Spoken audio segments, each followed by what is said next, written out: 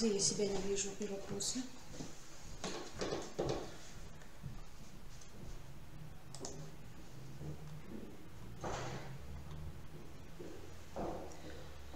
Итак, мы приветствуем всех, уважаемые слушатели, те, кто занят своей деятельностью педагогической, духовно-нравственным воспитанием в кадетских классах, те, кто желает ознакомиться с теорией и практикой проведения данных мероприятий. В первую очередь необходимо представиться. Меня зовут Михайлова Екатерина Михайловна, я являюсь методистом Центра общего образования, воспитания и социализации личности. Кроме того, сегодня в нашем вебинаре участвуют дистанционно наши замечательные педагоги и разработчики всех программ, которые сегодня будут представлены. Прежде всего хотела представить Гусакову Викторию Олеговну. В информационном письме вы видели, да, имена и наших педагогов и их регалии. И также я представляю Ольгу Николаевну Холодыреву, которая тоже представит сегодня свои разработки, и подробнее они о себе и о своих разработках еще вам обязательно скажут. Прежде всего обращаю ваше внимание, что они на протяжении всего этого времени будут с нами, и если у вас возникнут вопросы, вы сможете их задать дистанционно посредством чата. Я буду их озвучивать для наших педагогов. Затем организационный вопрос следующего характера – это сертификаты. По окончании нашего вебинара вам будут высылаться автоматически сертификаты на те адреса, которые были указаны вами, когда вы регистрировались на наш вебинар. Следующее. По организации работы. Сейчас мы рассмотрим с вами первый вопрос. Это нормативно-правовое сопровождение, да, образования по направлению патриотического. Затем с вами будет работать Ольга Николаевна Холодырева по разработке «Ратник 21 века».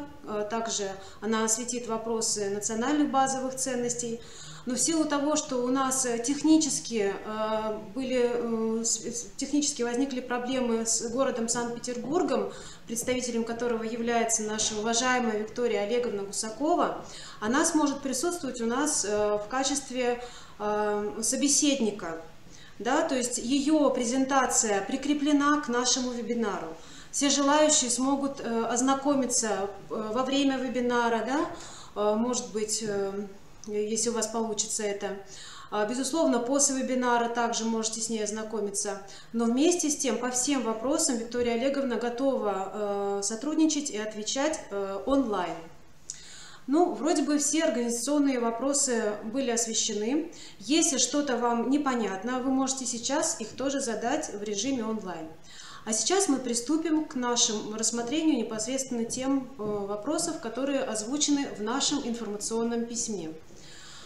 И прежде всего, любая деятельность, которая осуществляется в образовательных организациях, безусловно, она осуществляется на основании нормативно-правовых актов. Что касается кадетского образования, конечно же, в настоящих условиях, можно сказать, кризисных условиях в области воспитания, в условиях в условиях существующих конфликтов, да, ни для кого не секрет, сегодня был Совет Безопасности ООН по вопросам безопасности не просто каких-то регионов, да, а безопасности мира. Так вот, конечно же, когда мы говорим об образовании, о воспитании, мы должны прежде всего осознавать, что образование, в которое сейчас, согласно закону об образовании 273, включается и воспитание, всегда являлось и должно быть стратегическим интересом государства. Поэтому особое внимание сегодня мы уделяем этому направлению деятельности в образовательных организациях. Что здесь необходимо сказать? Немножко пройдем по истории развития нашего государства и отметим, что до революционной эпохи образованию этому уделялось особое внимание. Особое внимание уделялось кадетскому образованию в том смысле, что оно было триединым, да? Система включалась и духовно-нравственное воспитание, воспитание логики, воспитание через преподаваемые предметы, естественно, военное искусство. Что же произошло потом? В советский период мы видим, что у нас отсутствует какая-либо духовно-нравственная в том смысле, в котором она была составляющая дореволюционный период. Мы теряем воспитательный идеал, точнее, он изменяется. Лучше так, правильнее так сказать. Если дореволюционный период им был Иисус Христос, да, можно сказать, то есть образ, к которому стремится человек на протяжении всей своей жизни, то после 17 года имеет место быть собирательный образ пионера, положительного, который всегда готов прийти на помощь, также уважает старших и прочие положительные вещи, конечно же, по отношению к государству и государственности имеет место быть. Что же происходит в 1993 году? Мало того, что мы теряем, не просто мы теряем какие-то ценности, да, то есть мы теряем и воспитательный идеал, он отсутствует. Про национальные базовые ценности немножко попозже мы осветим этот вопрос, но сейчас вот хотелось бы особенно обратить внимание на то, к чему мы пришли после 1993 года. Итак, в отсутствии воспитательного идеала получается, что, как сказать, в Конституции было прописано безусловное ценностное содержание, которое выражалось в том, что высшей ценностью является человек, его права и свободы. Да? А где, получается, национальные базовые ценности, на которых воспитывается ребенок, да, воспитывается наше подрастающее поколение, оно отошло на задний план. Но что касается нашего образования кадетского, обращаем внимание на Закон об образовании Российской Федерации.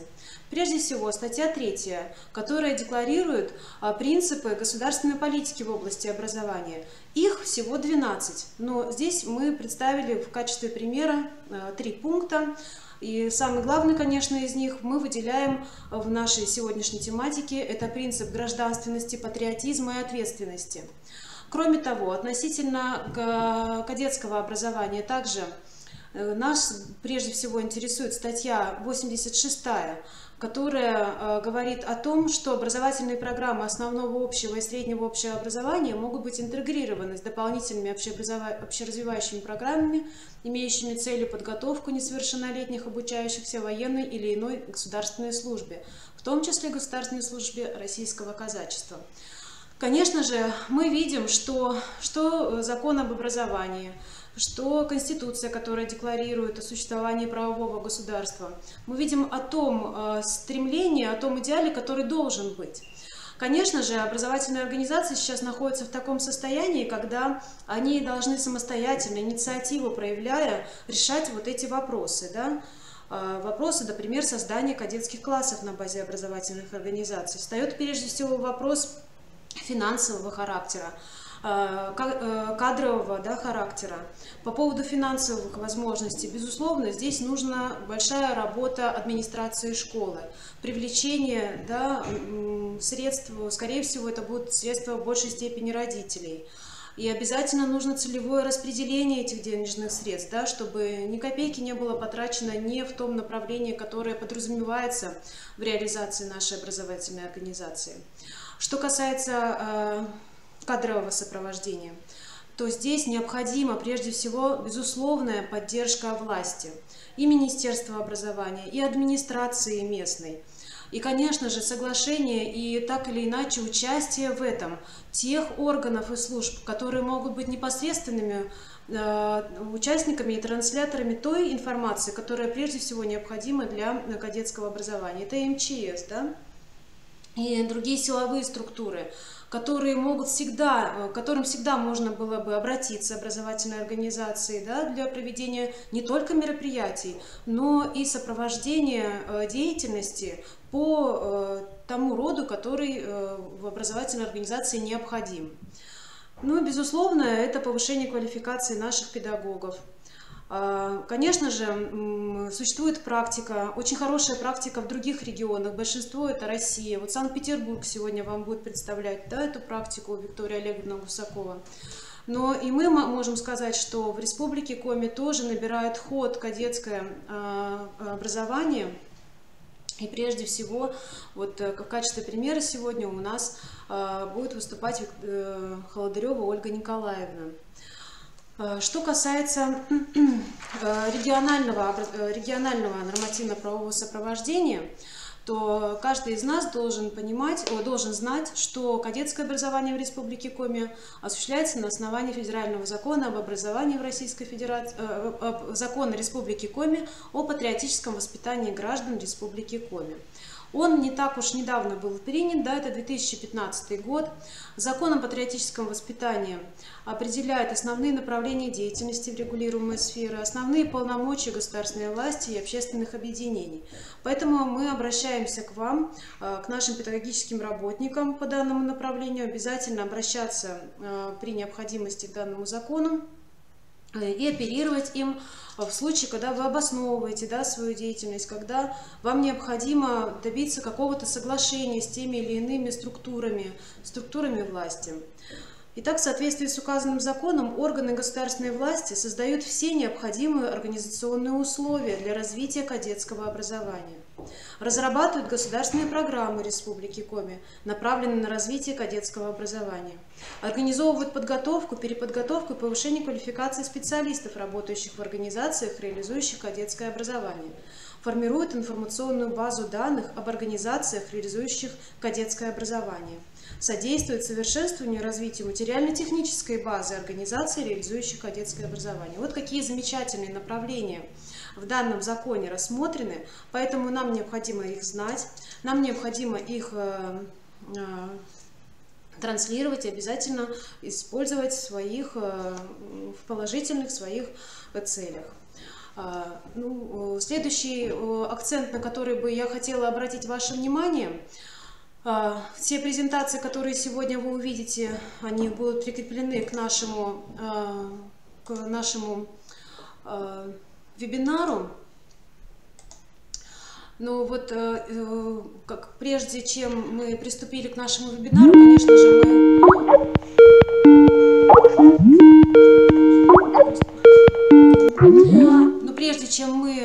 перейдем к встрече с Ольгой Николаевной Холодыревой, хотелось бы завершить вот такой темой национальных базовых ценностей, о которых я начала с самого с первых слов. Итак, федеральный государственный образовательный стандарт практически, да, на всех уровнях образования декларирует необходимость приобщения к национальным базовым ценностям. Но тут мы встаем в некоторый тупик, потому что не всегда мы знаем, о чем идет речь. Хотя каждый из нас понимает, что это такое. Но всякий раз, когда мы в аудитории озвучиваем этот вопрос, почему-то в аудитории тишина. Вместе с тем обращаем ваше внимание, что несмотря на то, что Конституция Российской Федерации регламентирует высшую ценность человека, его права и свободы, существует концепция духовно-нравственного воспитания, которая еще была разработана в 2009 году. На основании ее был принят, и ее положения были включены впоследствии в Федеральный закон о образовании, ФГОС. И эта концепция, она разрабатывалась непосредственно для того, чтобы исправить эту ситуацию. Да? Итак, в данной концепции предусмотрены базовые национальные ценности, основные моральные ценности, приоритетные нравственные установки. Среди них вы видите патриотизм, социальную солидарность, гражданственность, семью. Их перечислять не буду, вы их видите. И самое интересное, что, опять же, эта концепция декларирует и такое понятие, как воспитательный идеал. Тоже обратите, пожалуйста, на нее внимание, на эту концепцию. Если есть такая необходимость, мы прикрепим к нашему вебинару эту концепцию, чтобы вы не искали, чтобы могли сразу ей воспользоваться, открыть ее, снять, взять все необходимое. Сейчас вот Ольга Николаевна уже приступит к своей работе, но прежде чем дать ей слово, хотелось бы завершить такими словами, что воспитательная функция не может быть реализована должным образом в силу отсутствия понятия такого. Необходимо его зафиксировать, конечно же, на государственном уровне, потому что мы с вами понимаем, что концепция имеет характер рекомендательный, стратегический, доктринальный, да, в отличие от, допустим, федерального закона об образовании, который обязательны к исполнению на всей территории Российской Федерации. То есть концепция, она несет больше рекомендательный характер, не нормативного уклада, свойства. И, безусловно, идеология запрещена в Российской Федерации в соответствии с Конституцией. И общепризнанные принципы и нормы являются составной частью правовой системы, что также, конечно, может вызывать множество вопросов, особенно когда федеральный закон об образовании говорит о гражданской идентичности.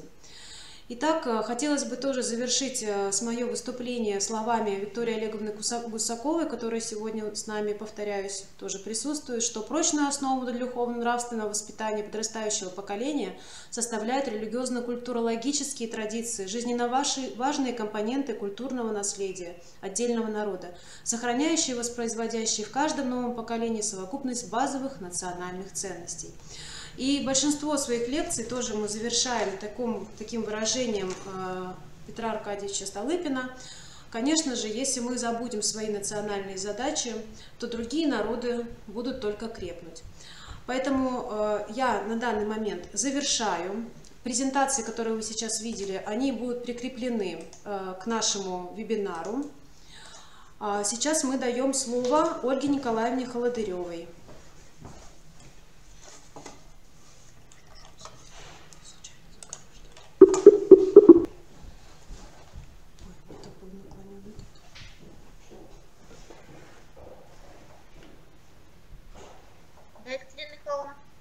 Да, Ольга Николаевна, вы сейчас на связи на нашем вебинаре, то есть вас сейчас в данный момент слушает Республика Коми. Очень приятно.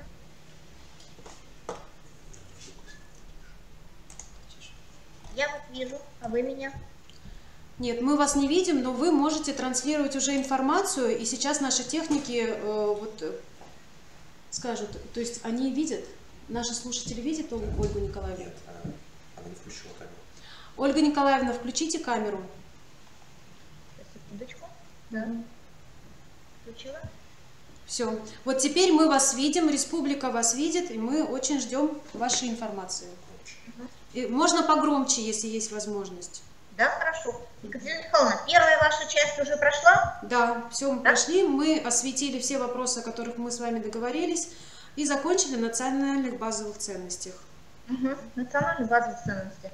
Итак, добрый день, участники вебинара. Ольга Николаевна Холодырева, это я. В вебинаре участвую как автор программы «Ратник 21 века». Прежде чем начать, я думаю, что нужно попробовать самим себе задать следующий вопрос. А вообще, для чего мы обучаем детей? Чего мы хотим от наших учебных предметов? Ну, в частности, я учитель русского языка. И какого человека мы хотим воспитать? То есть цель этого воспитания. Вопрос не праздный, потому что без этого вопроса, в принципе, все остальное просто теряет смысл. Мне вспоминается эпизод примерно 5-летней давности в Герценовском университете Санкт-Петербургском, педагогическом, где на кафедре профессор-методист, руководитель кафедры методики русского языка, задал мне вопрос: Ольга Николаевна, ну а вот для чего вы идете на урок? Ну. И я понимала, что от меня ждут какой-то вообще не тот ответ, который я готова произнести. Ну и в качестве такой мне помощи, ну ведь для того, чтобы детей хорошо подготовить к ЕГЭ и ОГЭ. Понимаете, это наша национальная беда.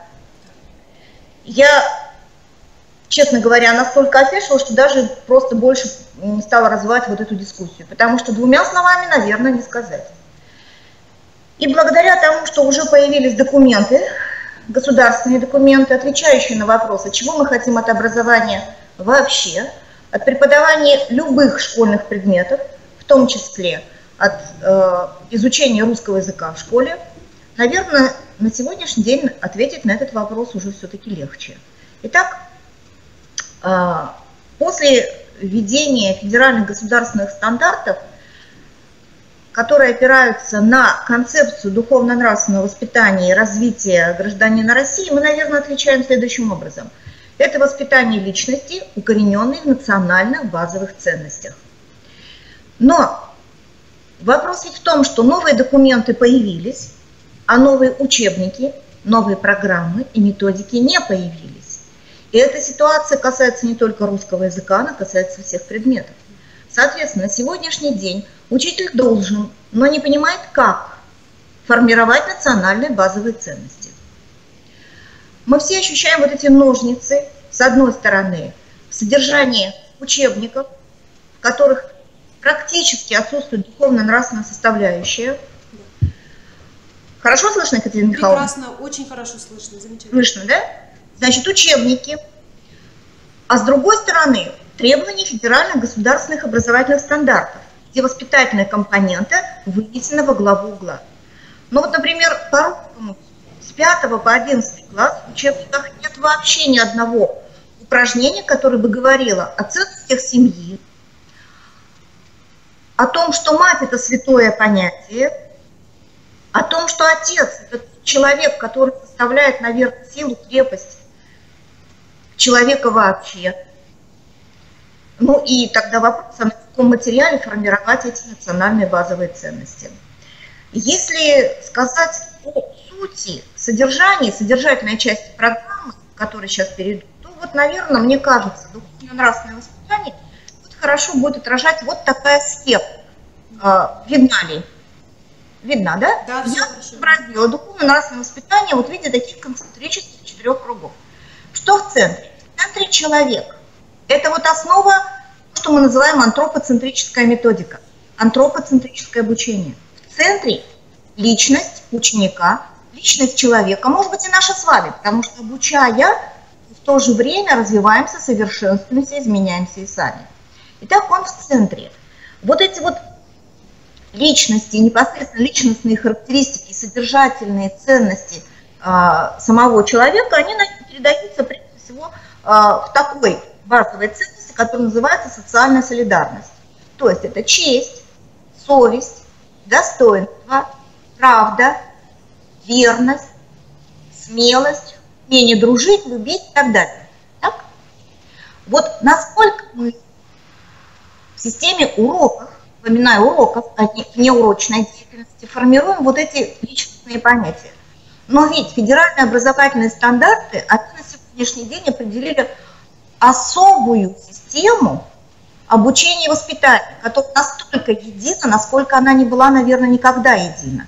Мы прекрасно понимаем, почему. Почему на сегодняшний день воспитательная компонента становится во главу угла. Потому что если мы дадим только знания ребенку, не воспитав его нравственно, простите, мы тем самым просто гробим свое будущее. Будущего у страны не будет. И на сегодняшний день вот этот вопрос стоит очень остро, все это понимают. Единственное, что присутствует на многочисленных семинарах разных уровней, я практически не слышу ответов на вопрос, как формировать те ценности, которые продекларированы. Так? Вот сегодня постараюсь на этот вопрос ответить настолько, насколько мне удалось ответить в своей педагогической практике. Ребенок живет, растет и с вами в социуме. И таким ближним его социумом является семья. Вот сейчас я в руки возьму фломастер и запомню вот это второе пространство, ближний его круг. То есть я пишу слово «семья». А там, где семья, там и дом.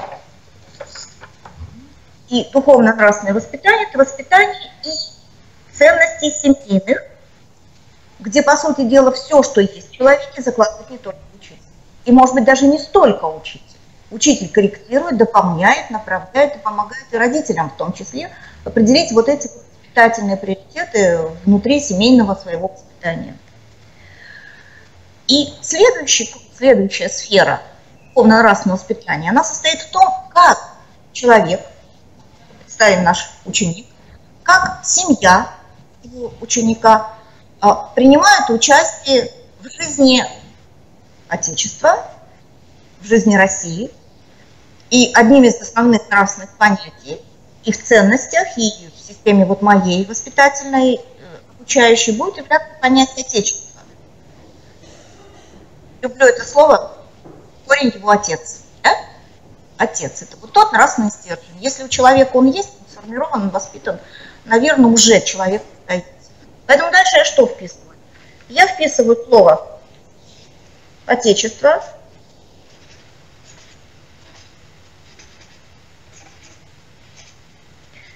Наше Отечество – это Россия, многонациональное государство. У меня получился второй круг окружения человека, да? Страна. И остается последний круг, последний, вот эта вот концентрическая окружность. Ну и, наверное, мы понимаем, что, чем она будет заполнена. Это понятие Земля, это понятие планета, потому что страна не живет изолированно. Соответственно, человек ощущает себя не только человеком данной страны, он, тем не менее, ощущает себя причастным к тем проблемам, процессам, которые происходят в мире. Итак, дальше я пишу Земля.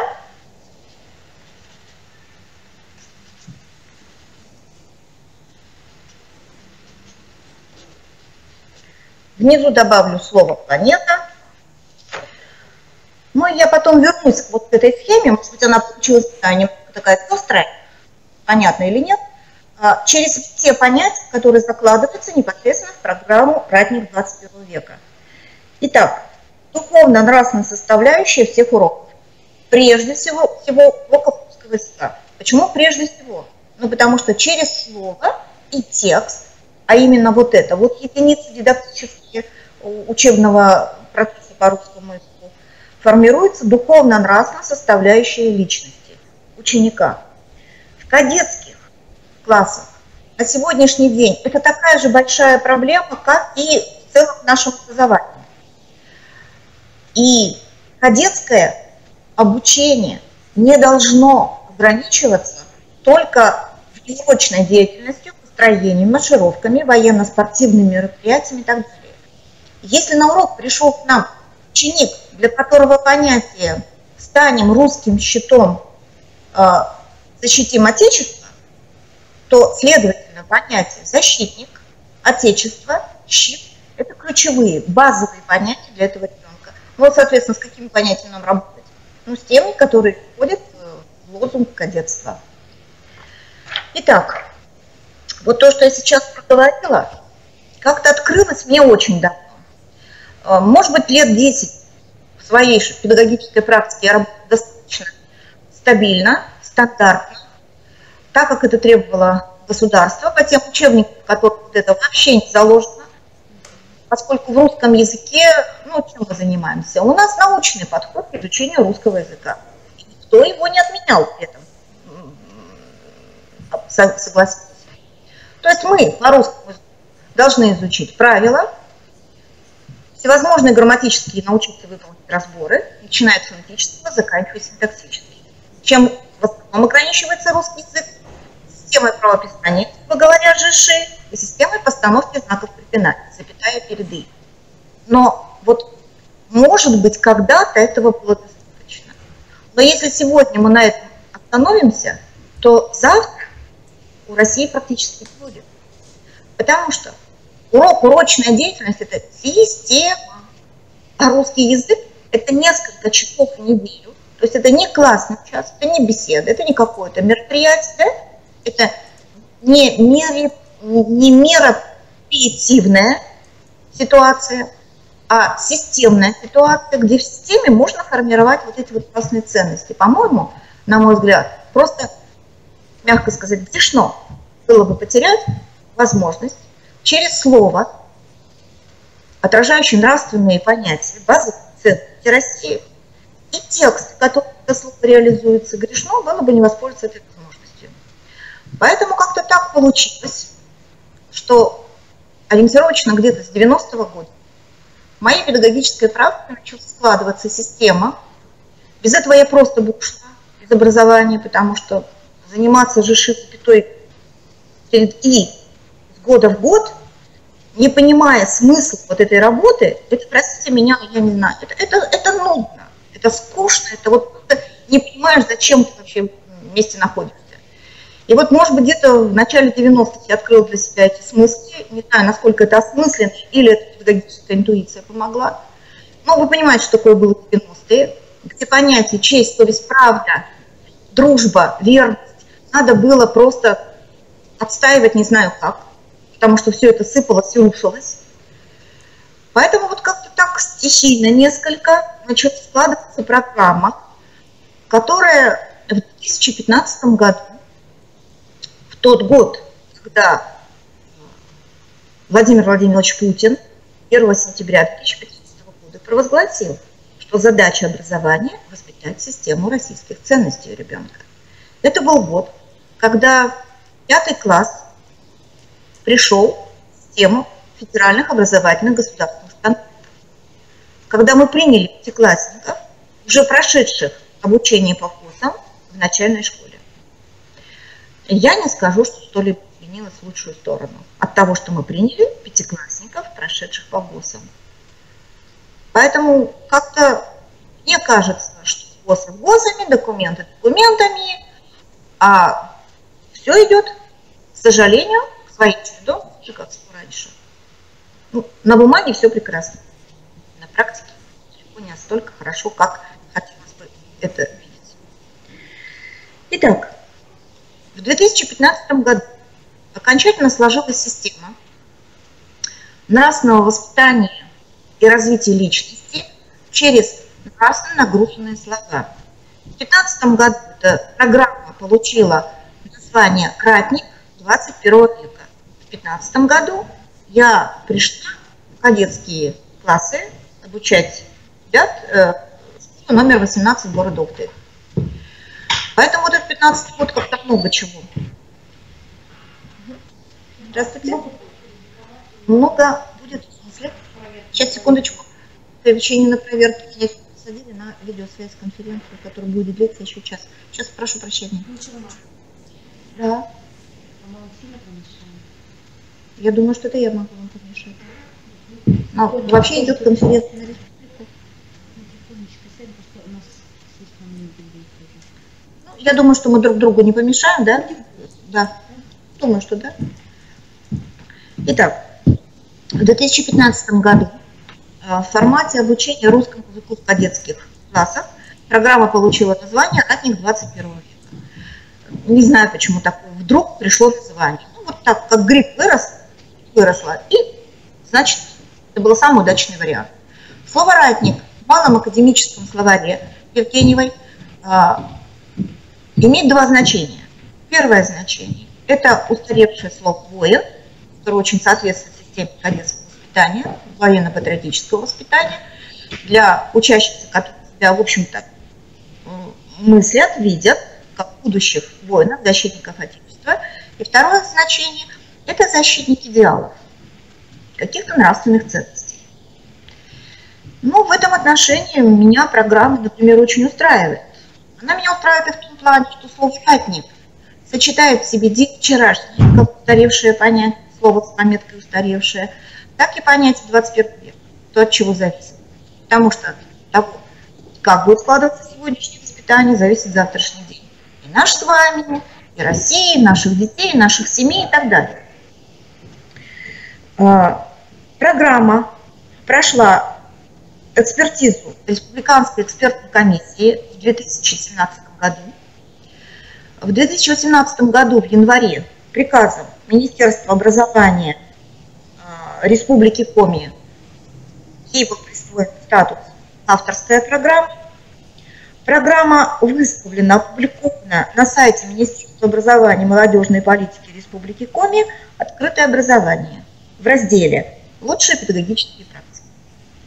Помимо внутренней экспертизы, которая предполагалась в процессе работы РЭК, программа имеет две внешние экспертизы, очень существенные, поскольку велика ответственность за то, что делаешь.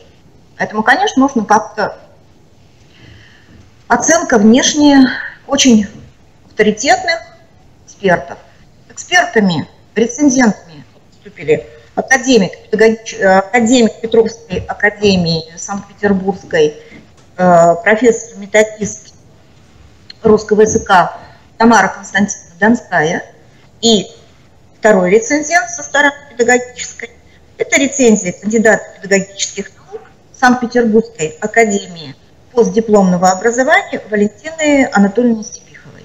Я очень признательна своим рецензентам за те добрые слова и очень высокую оценку этой программы. По крайней мере, немножко у меня внутри спокойно, что с точки зрения методики русского языка и с точки зрения педагогических принципов программа сделана так, как она должна быть сделана.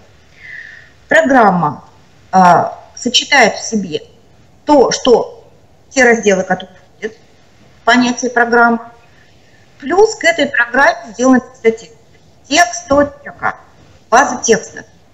Поскольку текстами, которые обеспечивают продвижение этой программы и ее работу, до определенного времени обладала в основном я.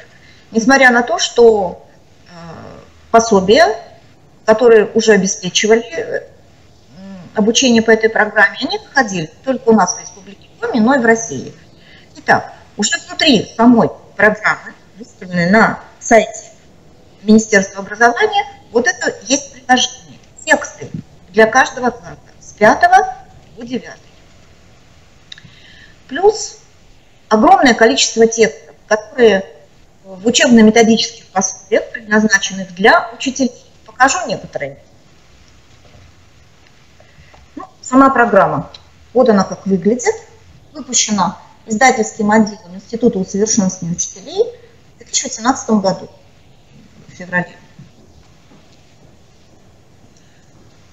Сборник материалов по русскому языку на культуроведческой основе с включением экзаменационных материалов и регионального компонента.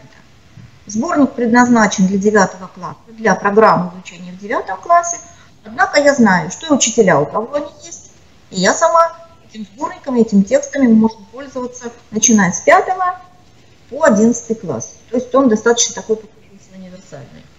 Сборник, первое издание, выпущено в Санкт-Петербурге по решению Санкт-Петербургского университета имени Герцена. Второе издание сделано в Сыктывкаре через год. 2014 год, второе издание, то ли в 2014, то ли в 2015 году. В 2015 году я поняла, что необходимо сделать еще одно учебно-методическое пособие, которое подходит к изучению русского языка интегрированно, интегрируя историю России, литературу, прежде всего произведения Великой Отечественной войны. Это страшный пробел в нашей школьной системе литературного образования. Мы уже неоднократно к этому вопросу возвращались, обсуждали его. Но, понимаете, пока вот учитель сам не начнет что-то делать, нам, по-моему, трудно дождаться, чтобы это уже сдвинулось на уровне России. Поэтому вот это учебное пособие, оно называется «Интегрированное изучение русского языка на основе произведений о Великой Отечественной войне». Пособие с 5 по 11 класс, где для каждого класса рекомендованы произведения Великой Отечественной войны, соответствующие возрасту, во-первых, во-вторых, уровню языкового развития ребенка, и где, в принципе, вообще, где сделан выбор текстов из этих произведений, и он адаптированный вот тот программный материал, который изучается на уроках русского языка. В итоге получается вот такая интеграция литературы, русского языка и гражданско-патриотическое воспитание на основе вот этих текстов. Ребята очень любят работать с этими текстами. Это пособие для учителя, где в каждом упражнении есть методические рекомендации. Ну и, разумеется, 9-11 класс, понятно, что это система подготовки к ОГЭ и ЕГЭ. При этом, если пособие будет только в руках у учителя, то, конечно, работать будет сложно. Поэтому через год после выпуска в 2015 году пришла мысль делать учебные пособия для учащихся. Они в 3 частях. Все пособия, которые сейчас показываю, они изданы на базе Республиканского института усовершенствования учителей. Да? Вот это пособие покажу. Виден класс. Виден класс, Да. да? 5-7 класс. То есть весь программный материал связан прежде всего с морфологией, изучением чистой речи, орфографией, разборами и так далее. Но опять-таки, вот в той же самой системе, то есть вот для ученического пособия является вот это учебно-методическое пособие для учителя. Сейчас делается вторая часть для 8-9 класса. Ну, иду в той последовательности, какой у меня классы, поэтому что первостепенно важно, то в первую очередь делается. В октябре этого года, 17-го уже получается года, этого учебного года, выпущена третья часть, 10-11 класс, со всеми теми задачами, которые стоят перед учителем русского языка, подготовка к сочинению, подготовка к ЕГЭ и так далее, но в основе воспитание патриотизма, гражданственности, мужества, честности, порядочности и так далее. Ну, значит, вот такая система, где программа «Ратник 21 века» сопровождена учебно-методическими пособиями. Таким образом получился своеобразный комплекс учебно-методических материалов. ОМК с 5 класса по 11 класс. Ну и дальше, наверное, есть смысл сказать, а какие ценности и как формирует вот эта программа «Ратник». Программа формирования базовых национальных ценностей учащихся с 5 по 9 класс. Нравственным вектором, духовно-нравственным ориентиром для каждой возрастной параллели в соответствии с психологическими особенностями учащихся выбрано слово, которое много значит в культуре России, которое много значит лично для ученика. Такие слова в современной инновационной методике русского языка называют концептами. Термин привожу для того, что, поскольку, тем не менее, все равно его могу использовать, он для меня активный методический термин, с тем, чтобы мы понимали, о чем речь пойдет. Ну и можно саму методическую вот эту систему и содержательную основу этой программы изобразить вот в виде, вот смотрите, вот таких лесен, такой лесенки, да? Екатерина Михайловна, видно? Все прекрасно видно и слышно. Прекрасно видно, да?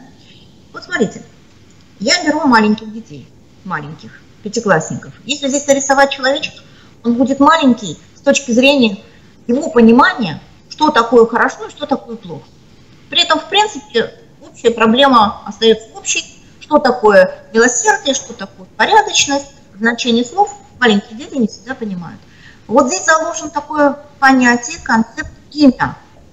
При этом в словаре слово имя понимается не только как имя человека, как имя собственное, но и как грамматическая категория, например, существительное, прилагательное и так далее. Имя как название, наименование явлений, процессов, предметов и событий. Куликовская битва, Сталинградская битва, Дмитрий Донской, Стефан Пермский и так далее. Смотрите, когда мы начинаем работать с понятием имя, у нас внутри сам человечек, его имя, что оно значит? Катерина Чистая, Александр Защитник, Виктор и Виктория Победа и так далее, да? Да, то есть мы начинаем непосредственно с самого ученика. Дальше семья. Почему дети дали такое имя, что повлияло на выбор этого имени? Такое же имя, какие великие люди России носят. Такое имя. То есть вот эти вот круги, они постоянно расширяются. Почему наша страна называется так, Россия, а почему ее раньше звали Русь, да? Что значит слово не Русь и так далее. И тогда, например, уж ближе к весне, к февралю-марту в программе изучения существительных я могу подойти вот как раз в духовно-нравственной основе. Что значит слово порядочность? Ну, тут такие казусные случаи, потому что наши дети значение слов-то не очень хорошо понимают. Например, слово порядочность. Мои кадетские классы 20-25% понимали как порядок одежды. Мы же знаем, что акцент в 5 классах, на кадетских классах, форму погладить, почистить, повесить и так далее. Поэтому порядочность для них. Книжки должны лежать на своем месте, тетрадочки должны быть аккуратными, форма должна быть выглажена, висеть в шкафу или в определенном месте. То есть они не связываются с духовно-нравственными понятиями.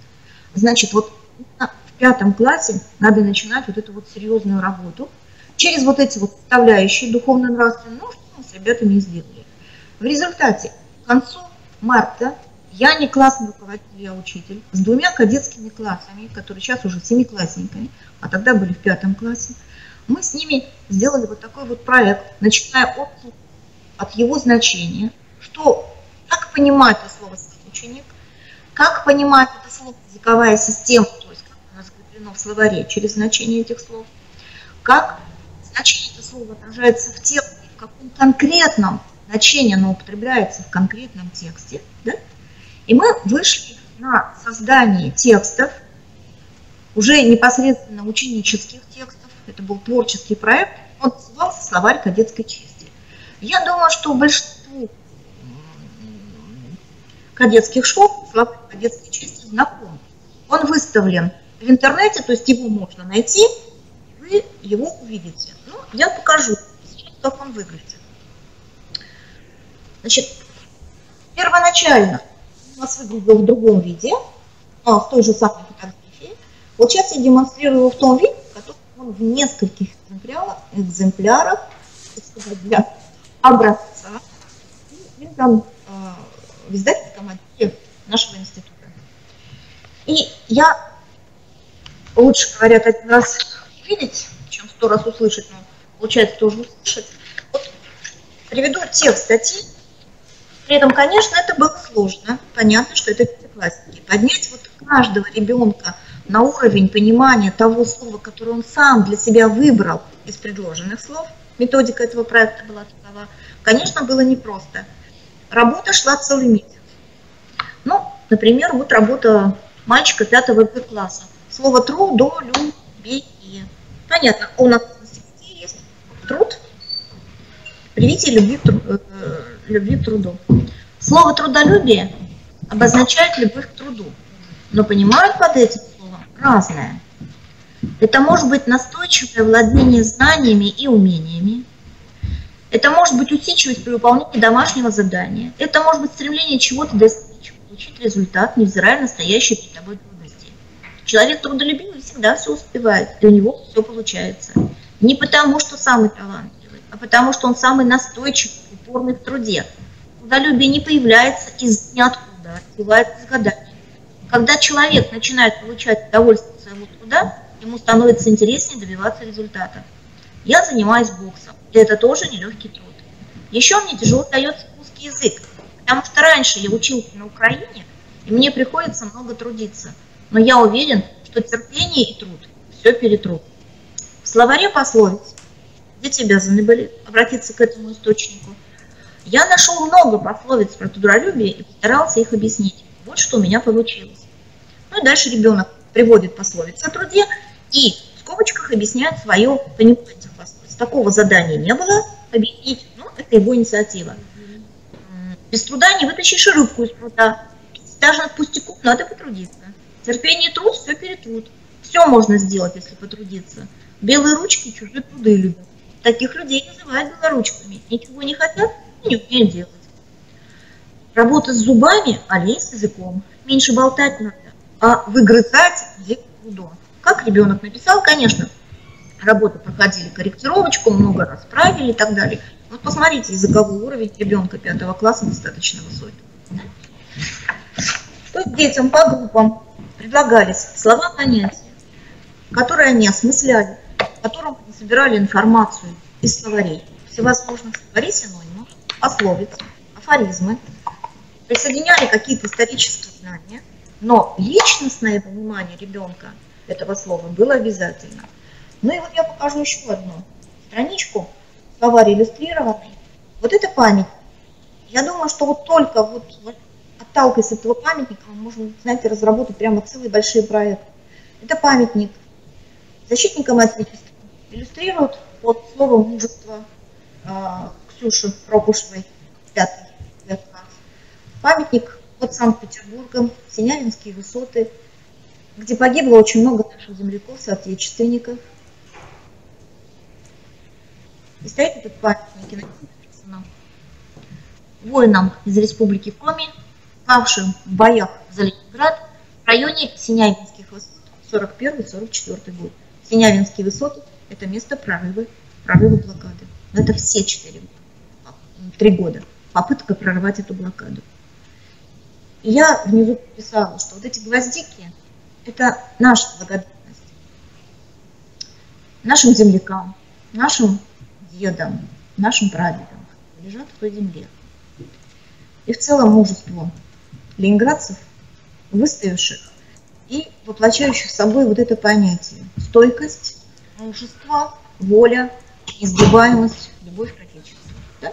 Вот смотрите, даже в маленькой иллюстрации, да, мне сложно держаться немножко даже от слез, потому что мы ездили с моими уже взрослыми учениками, которые раньше жили и учились у нас в Республике Коми, а теперь большинство из них что делают? Они уезжают.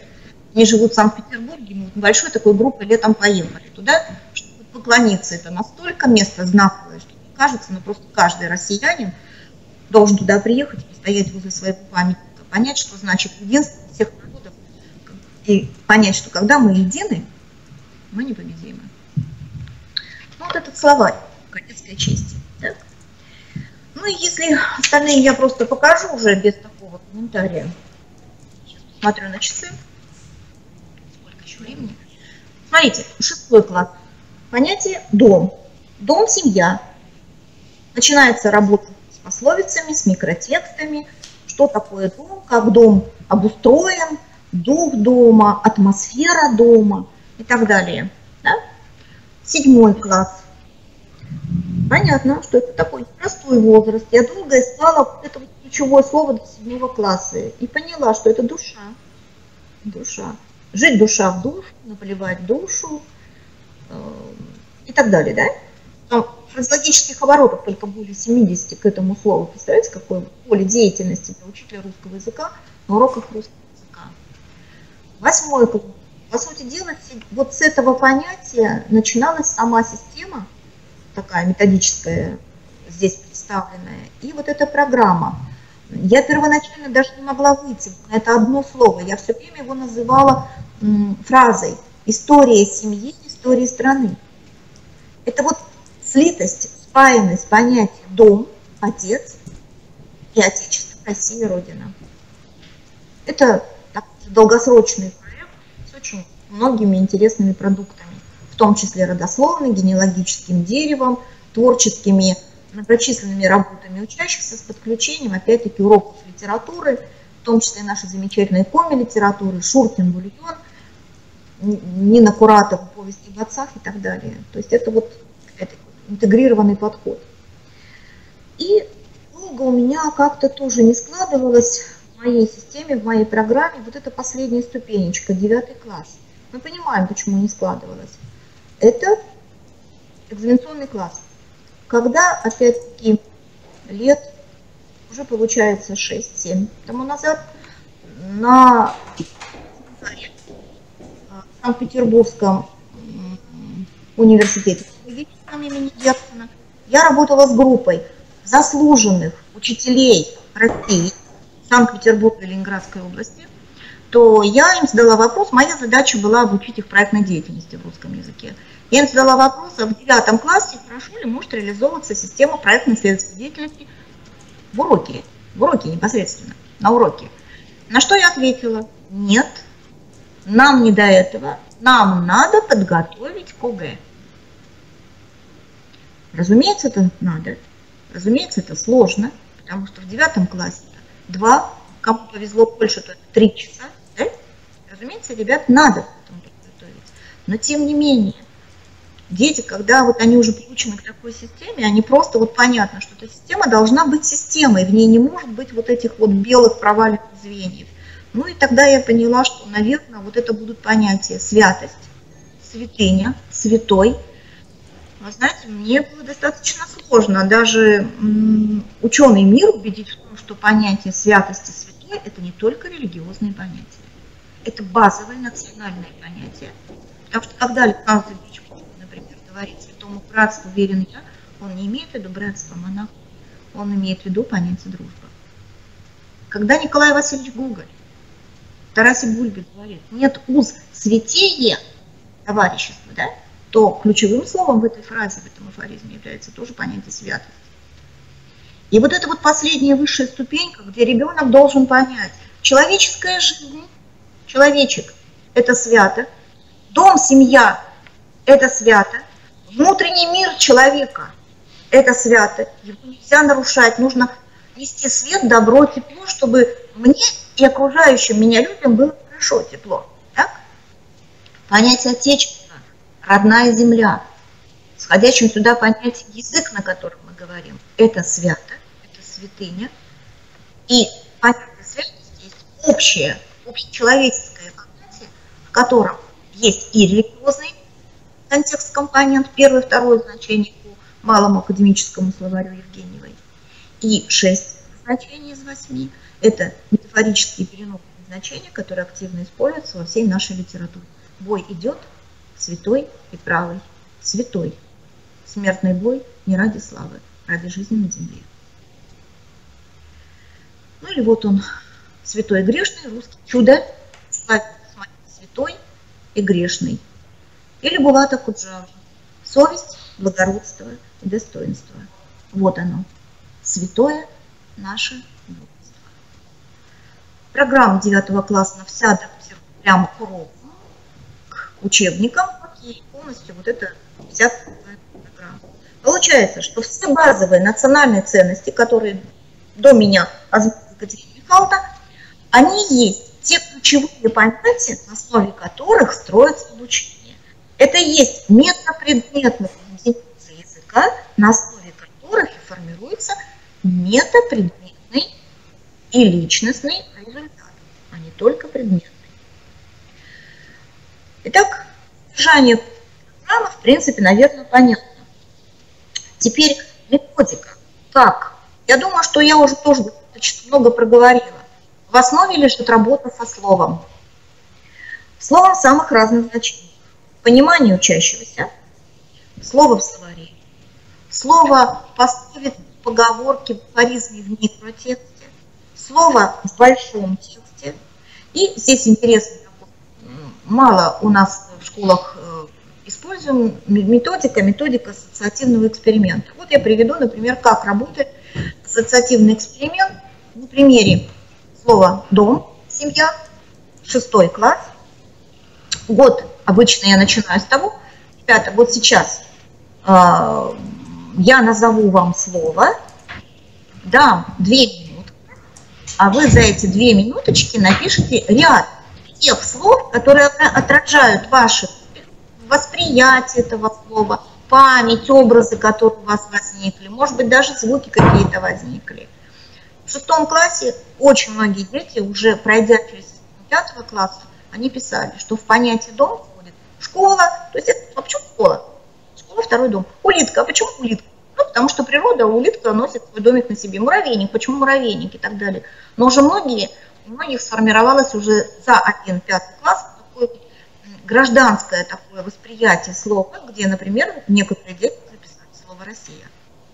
Самое интересное, что в понятие «дом» никто из детей не заложил такие слова, как книга, книжный шкаф, диван, телевизор, компьютер, это было везде. Так? Каково в доме? Уютно, хорошо, чисто, дружба, общие вечера, мама, бабушка, это тоже присутствовало. Но вот книга, книжный шкаф нет. Поэтому, конечно, следующие пословицы какие были. Дом без книг, как человек без глаз. Да? И работа с этой пословицей, смысловым его наполнением. В 6 классе, в кадетский класс у меня пришел новый ученик. Мне интересно, как он ответил. Я вам сейчас приведу. У него было всего за 2 минуты, всего 4 слова. Как реакция на слово «дом», на слово «стимул». На первом месте он написал «компьютер». На втором и третьем месте он написал английским языком, и мне пришлось потом его спросить, а вот это что? Название компьютерной программы. И 4 слово были родители. Вот смотрите, через ассоциативный эксперимент я уже вижу вот эту вот нравственную деформацию ребенка, который пришел ко мне на урок. Соответственно, я с ней должна уже как-то выстраивать особо, да, индивидуально работу и прямо вот под него прямо ориентируясь на этого ребенка, подбирать тексты, с которым я буду не с ним лично работать только, но с учетом его вот этой нравственной деформации. Ну, через год дети, в принципе, как-то более или менее, да, вот уже немножечко начинают отличаться. Но опять-таки, повторяется система, в кадетские классы они у нас нестабильные коллективы, то у нас могут отчислить за неблаговидные поступки. Святое место пусто не бывает, сразу же появляются другие ученики, которые очень почему-то хотят быть кадетами, при этом иногда непонятно почему. Мне иногда кажется, что это родители, не справляясь с детьми, зачастую дают кадетские классы, вот вам ребенок, мы с ним не справляемся, а у вас тут дисциплина в кадетских классах. То есть свою ответственность они передают в ответственность педагога. Да, они передают педагогам, они считают, что мы с ними, из них сделаем людей. Мы, конечно, тогда это должны сделать. Конечно, конечно. И никто не говорит, что и родители у нас плохие. Да, действительно, есть такая проблема. Да, вот это вот проблема кадетских классов, поэтому с кадетскими классами работать и ответственнее, это в будущем человек с ружьем, кадеты мы прекрасно понимаем, да, куда он повернет свое ружье, зачем его возьмут в руки. Это одна сторона. И вторая, там достаточно много сложных детей, это только со стороны кажется, что это кадетский класс, символ дисциплины, порядка, порядочности и всего прочего. Да? На самом деле там достаточно много с ними приходится работать, ну, в самых разных планах. Но вот сама система, вот эта вот система, она уже изнутри воспитывает ребенка. То есть не внешние какие-то ограничители дисциплинарные, которые зачастую действуют в кадетских классах, а именно вот эти вот внутренние рычаги мотивации поведения, осознанное поведение, выстраивание в соответствии с нравственными ценностями уже какую-то даже свою поведенческую линию у ребенка, что уже проявляется регулярно, постоянно и так далее. Конечно, трудно сказать, что это всегда, везде и со всеми. Тем не менее, как сочетается программа «Ратник» с изучением программного материала по русскому языку? Я думаю, что у Катерины Михайловны, наверное, такого типа вопросы там есть. Да? Конечно. Угу. Значит, программа не предусматривает выделение дополнительных часов. Программа построена таким образом, сейчас покажу конкретно. Программа построена таким образом, что в ней сочетается необходимая часть учебной программы, вот этот первый столбик. Вот я открыла 9 класс, здесь на одной страничке, да? Я прямо читаю. Содержание примерной учебной программы рабочей, РПУП. Наша аббревиатура ужасная, но тем не менее, да? Значит, вот те разделы, которые в 9 классе должны быть изучены. И идя на урок, я как человек образования и как человек на службе у государства, я должна эту программу выполнить. Никто не позволит мне отступать от этой программы. Так? И вот ее содержательное наполнение. Вторая колонка. Это содержание авторской программы. Ну, например, повторение изучено в 5-8 классах, открылся 9 класс, семантика слова «святой», работая в гуманитарно-педагогическом лицее с детьми, толковыми, хорошими детьми, да, интеллектуально способными детьми, я столкнулась с ситуацией, что слово «святой» 97% воспринимали только в религиозном значении. Актуально ли это слово для нас? На вопрос. Мой такой социологический вопрос был. Большинство ответили нет, потому что в церковь они не ходят. Мальчик один на этой анкете приписал: «Я в Бога не верю, и вы меня верить в Него не заставите». То есть, понимаете, как узко понимали дети. Наконец, 9 класса, ну, каждый ребенок осознавал, что понятие «святой» — это папа, это святое понятие, мама — святое понятие, родина — святое понятие. Русский язык, через который мы все познаем, это святое понятие. Поэтому, конечно, в тему национальных базовых ценностей надо добавлять, включать. Это вообще нонсенс какой-то. Русский язык. Ведь все, о чем мы говорим, что мы говорим, что транслируем, как систему ценностей. У нас нет другого способа трансляции каких-то знаний, каких-то понятий других, помимо языка. И формулируем это все через слово, предложение, текст. Поэтому, конечно, русский язык – это 11-я базовая ценность, добавленная мной в эту программу, обоснованная. Русский язык как базовая ценность России. Еще Владимир Даль говорил: я русский, потому что я говорю и думаю по-русски. Да?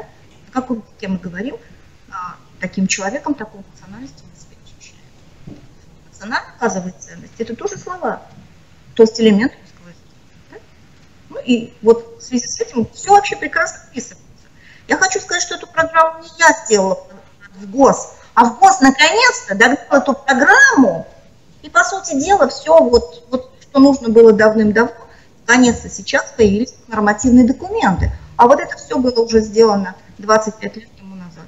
Складывалась эта система. Да? Просто сейчас это стало государственной системой. Потому что государство, и мы с вами, учителя, должны понимать, что от нас самих зависит наше сегодняшнее, наше завтрашнее. Работать так, как мы работали вчера, категорически нельзя, на мой взгляд.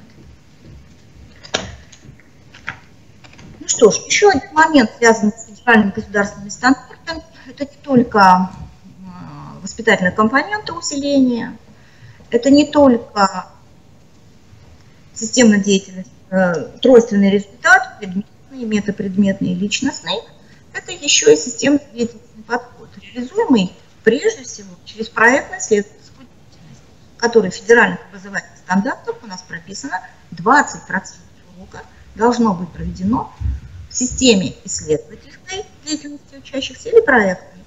И если с 5 класса учеников к этой проектно-исследовательской деятельности приучить, сделать это системой, научить, ну вот как с ними трудно было. Это было безумно сложно добиться от них вот этого словаря кадетской чести на том уровне, на котором он должен был быть. Да? Но, тем не менее, дети поняли, что такое проект.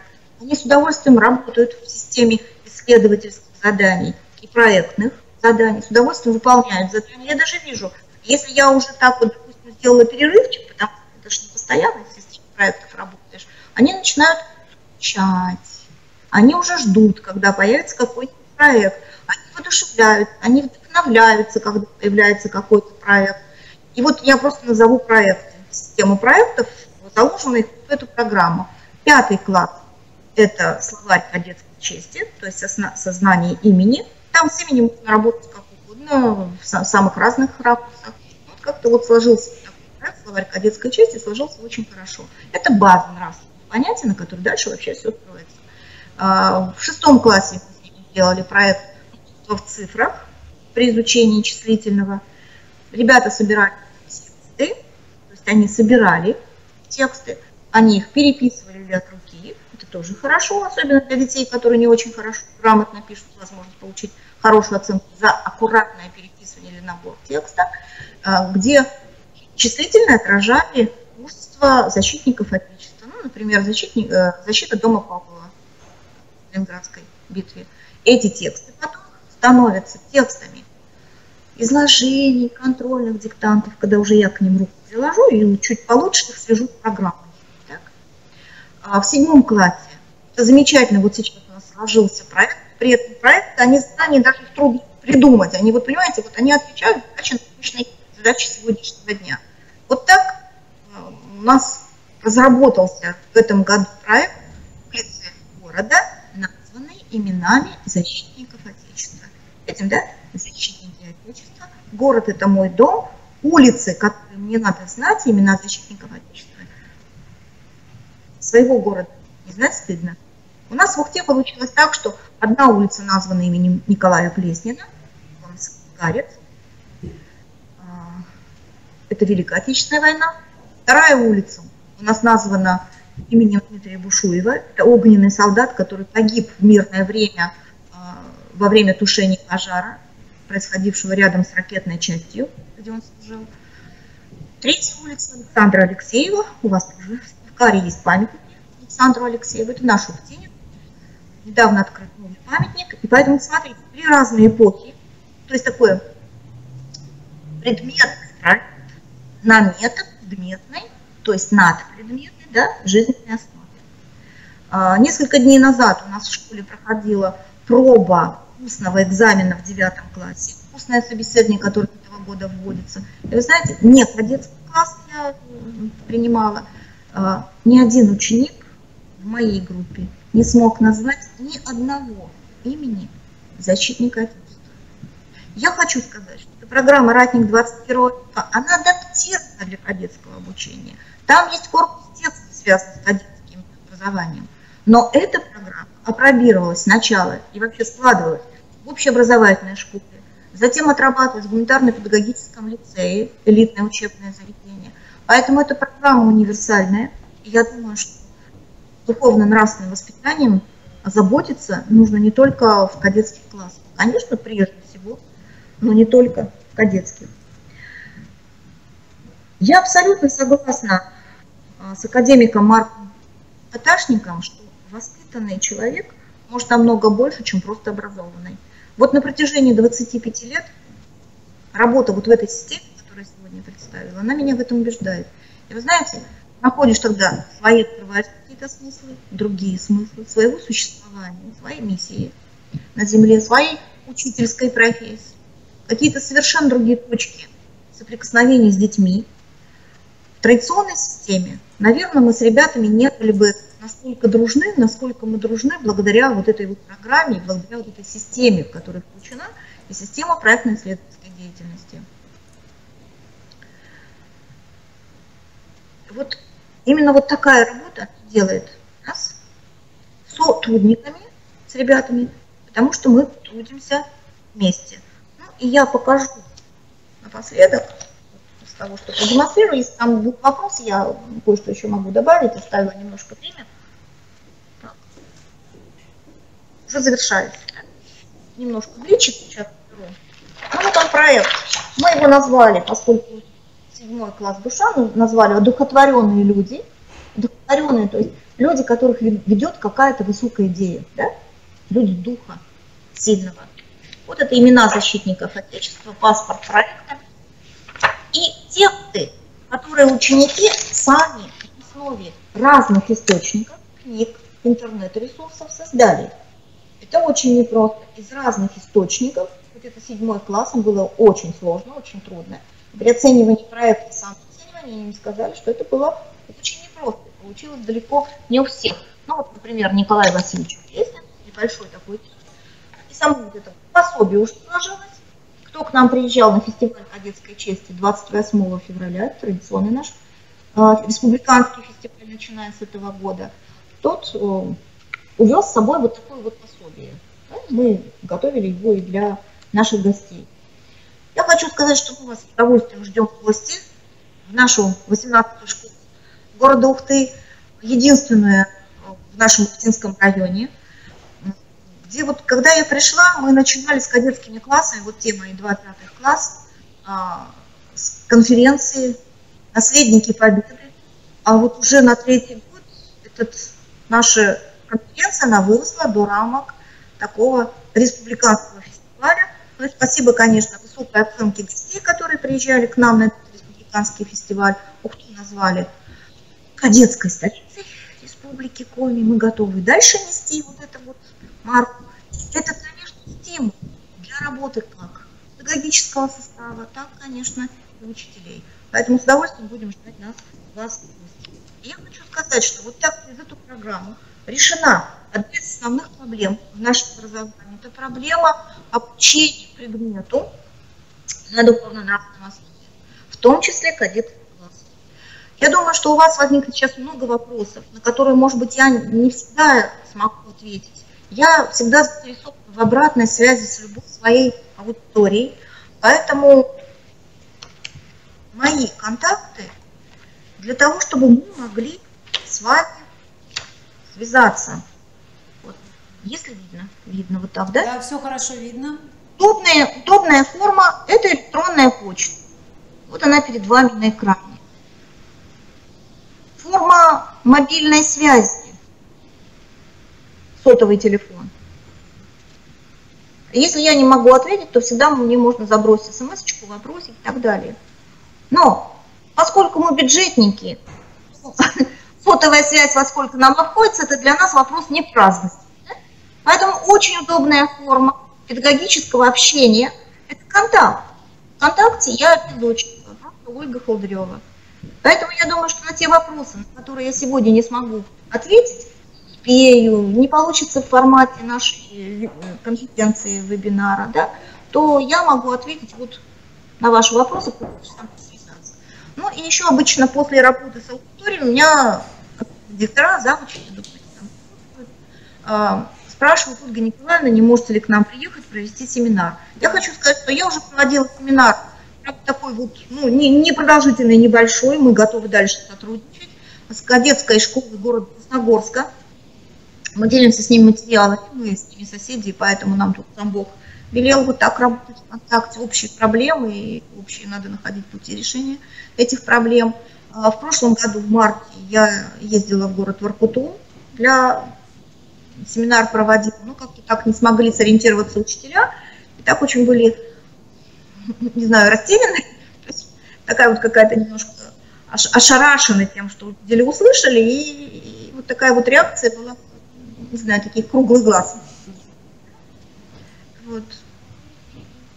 На международную конференцию, последнюю статью, которую я отправила, в Московский педагогический университет МПГУ, где основные кадры готовят, основные вопросы по методике русского языка решаются, я сказала, что у нас в Республике Коми решена та проблема, которая сейчас является одной из основных проблем в кадетском образовании и в образовании вообще. Поэтому, если вы хотите, чтобы мы с вами потеснее пообщались, ну, на вашей площадке, да, то я готова приехать, на что мне дает мое непосредственное начальство, потому что дело нужное, и дело, конечно, должно двигаться. Мы не вечные, дело надо решать сейчас и сегодня. Спасибо вам за внимание. Я готова, Катерина Михайловна. Спасибо вам большое, Виктория Олеговна. Вот мы ждем от нее тоже пояснений, но пока еще они не были опубликованы, может быть, это что-то технически связано. Но хотели сказать, что действительно, Ольга Николаевна, вы ответили вот на все вопросы, которые нас особенно волновали на данный момент. Но насколько мы понимаем, наши педагоги, видимо, им необходимо ознакомиться еще раз с этой программой. И я думаю, у них впоследствии ознакомления с ней возникнут непосредственно вопросы именно к вам, как к разработчику. Поэтому опять мы обращаемся к нашим слушателям с тем, что ваше выступление, оно будет прикреплено тоже к нашему вебинару, то есть это будет постоянный ресурс на нашем институте на сайте. И в любой момент они могут еще раз переслушать ваши комментарии и обратиться к вам. Потому что на данный момент вот те вопросы, которые вы озвучивали, в принципе, они и нашли отражение в вашем выступлении, которые были у нас. На данный момент тогда мы переходим вот к завершению и обращаем ваше внимание, что Виктория Олеговна до сих пор еще с нами на связи. Если у вас есть вопросы по ее презентации, которая также опубликована, вы можете ее задать. Если вопросов к Ольге Николаевне на данный момент нет, мы ее можем отпустить с нашего вебинара. С большим, конечно, словами благодарности и с низким поклоном за ваш труд, потому что тот опыт, который вы представили, безусловно, должен и быть востребованный, особенно в контексте приобщения нашего подрастающего поколения к национальным базовым ценностям, потому что действительно механизма этого на данный момент нет, а он требуется. И, к сожалению, наши педагоги в силу не от того, что у них нет желания, у них нет даже порой иногда возможности углубиться в это и найти тот материал, который будет им нужен именно в данный момент и облегчит их работу. Поэтому мы ко всем вам обращаемся с тем, что действительно этот опыт есть, его нужно транслировать. Спасибо, Катерина Михайловна. Хочу добавить еще вот один момент.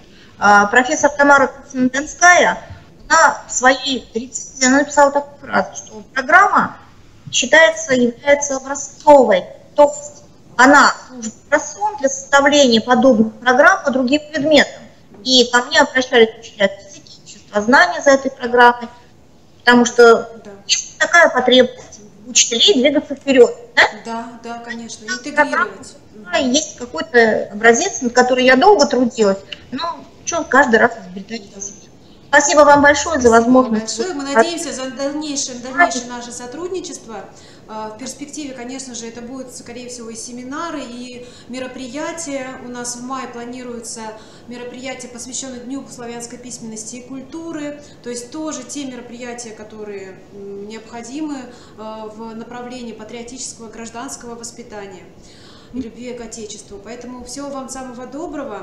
С праздником еще раз. Да, спасибо, вас тоже. Пасхальная неделя у нас продолжается, да? Все, спасибо. Всего доброго. Так, ну, уважаемые слушатели, мы отпустили вот нашего лектора основного. Сейчас обращаемся еще раз к Виктории Олеговне Гусаковой, если у нее комментарий. И обращаемся мы к вам, если вопросы у вас к нашим выступающим сегодня. Я знаю, что видео и трансляция идет с некоторой задержкой. Угу. Поэтому, хорошо, если на данный момент у вас вопросов нет, безусловно, я думаю, что они у вас наверняка могут возникнуть. Хочу обратить ваше внимание, вот хотела уточнить, будет видно то, что я сейчас покажу, да, на экране? На нашем сайте КРИРО, я должна об этом было сказать в самом начале своего выступления, ну, попытаюсь исправить ситуацию. На нашем сайте КРИРО есть такая папка «Ресурсы». Пожалуйста, вот проследите за моими действиями и обратите внимание. В этих ресурсах вы сможете найти те издания института, которые необходимы вашей деятельности. В данный момент мы говорим о кадетском воспитании, да, о духовно-нравственных воспитании в кадетских классах. И здесь представлена вот разработка духовно-нравственного воспитания в кадетских классах, теория, практика, опыт одноименного, да, наименование, одноименное с нашим вебинаром. И здесь прикреплена сама вот эта разработка методическая, которая была создана Ольгой Николаевной Халтыревой, которая была создана Викторией Олеговной Гусаковой и сотрудниками Института развития образования. Открыв ее, вы сможете также, безусловно, применить ее на практике, разрабатывать все необходимое вам по этим направлениям. Содержание очень обширное, вот я его сейчас открою. Да, это и аксиологический аспект, и опыт работы представлен, и отечество как категория духовной культуры. То есть вот все разработки перед вами. Пожалуйста, пользуйтесь, транслируйте на благо нашего Отечества и, конечно же, в интересах нашего подрастающего поколения, в тех условиях, в которых мы сейчас находимся. Ну хорошо, вот я еще раз проверю, поступили ли у нас вопросы.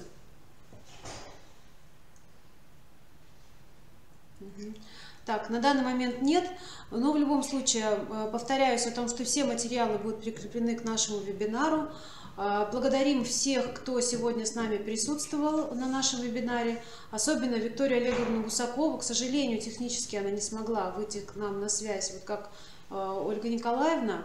Но я думаю, что в следующий раз мы эту ситуацию исправим, и в следующий раз у нас будет полноценная встреча с разработчиками наших методических рекомендаций. И, конечно же, трансляции того опыта, который есть в Санкт-Петербурге, бесценного опыта. На данный момент тогда мы завершаем. Мои контакты тоже есть в информационном письме, также вы можете всегда к ним обратиться.